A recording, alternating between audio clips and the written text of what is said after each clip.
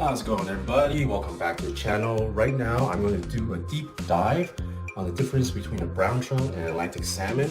And the reason why I'm doing this is because last time out when I was fishing a landlocked lake, I caught myself what I thought at the time was a brown trout.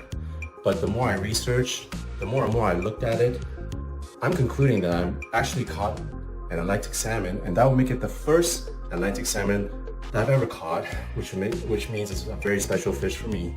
And so let's not waste time. We're gonna get straight to the difference between a brown trout and Atlantic salmon. Stay tuned. One of the first things you should consider whether or not a species is either brown trout or Atlantic salmon is to know the body of water. Now, the landlocked lake that I fish, there is no history on stocking on either of these species. So right off the bat, I'm starting with not a lot of information. But Fish Online, for those who live in Ontario, does have information on stocking on different bodies of water. Not every body of water, and certainly not the one that I fish. But you can refer to Fish Online for some of the stocking information at your local lakes if you're ever wondering what is swimming in there. The second factor to consider whether a species is a brown trout or a salmon is to look at the roof of their mouth. The brown trout have a zigzag row of teeth running right along the hard palate, whereas the salmon has a single row of teeth that runs down its upper jaw, the hard palate. So look for those identifiers.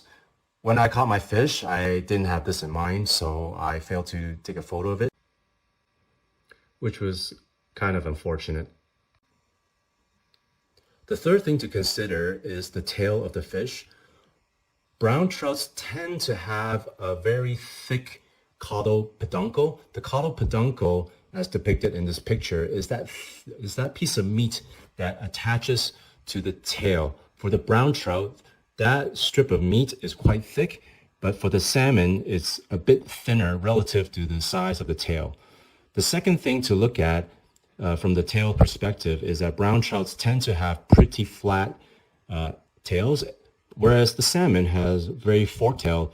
And look at the picture I have here of my salmon. It clearly has a forked tail. So that is the first major clue that is informing me that instead of a brown trout, I caught Atlantic salmon. The next thing that I looked at in terms of determining whether or not my trout was a brown trout or Atlantic salmon is to look at the adipose fin. The adipose fin of a brown trout usually has spots on them, or at least more spots than the Atlantic salmon. The adipose fin of the Atlantic salmon has very, very few dots on them. And as you can see from my picture, the adipose fin on my fish did not have a lot of dots on it at all.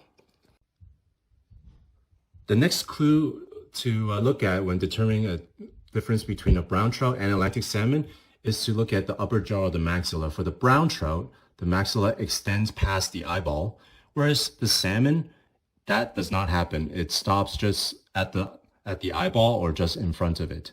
And as you can see from my picture of the fish that I caught from the landlocked lake, my fish, the maxilla stops just at the eye level, not past the eye level. So another clue indicating that I caught a landlocked Atlantic salmon instead of a brown trout. The other thing you can look at to determine the difference between a brown trout and Atlantic salmon is to look at body color. Salmon tends to be more silvery, and brown trouts tend to be more golden brown and yellowish with yellowish hues. But that can change, especially during ice season and post-spawn salmons. They can take on a darker hue, which my fish did, as you can see here. And also, in terms of spotting, the salmon has a lot less spots, and only a few of them go past the lateral line. The brown trout tends to have a lot more spots. Check out my brown trout from before. I caught this brown trout last year, and look at the amount of spots that there are. Now, contrasting that to the salmon, which I think I caught during my last ice fishing trip, it is a lot less dotty. There are a lot less dots, and only a few of them extend past the lateral line. another clue to point to the fact that I caught a landlocked Atlantic salmon. For more information on how to identify a brown trout from an Atlantic salmon, you can go to maine.gov. They have a website in their Inland and Fisheries and Wildlife Department that has a lot of information, and I'm going to link that link down below for you to check out. And as I leave this video, I'm going to show you the footage of when I caught the landlocked Atlantic salmon. Hope you enjoy it, and I'll catch you later.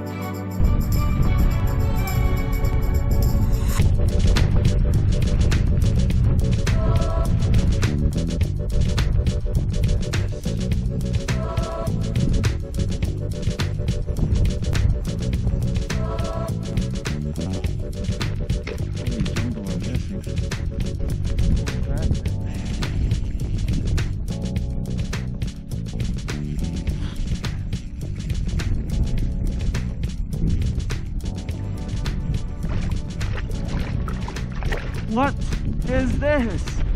What is this? Oh my gosh. What a surprise fish. What is this fish?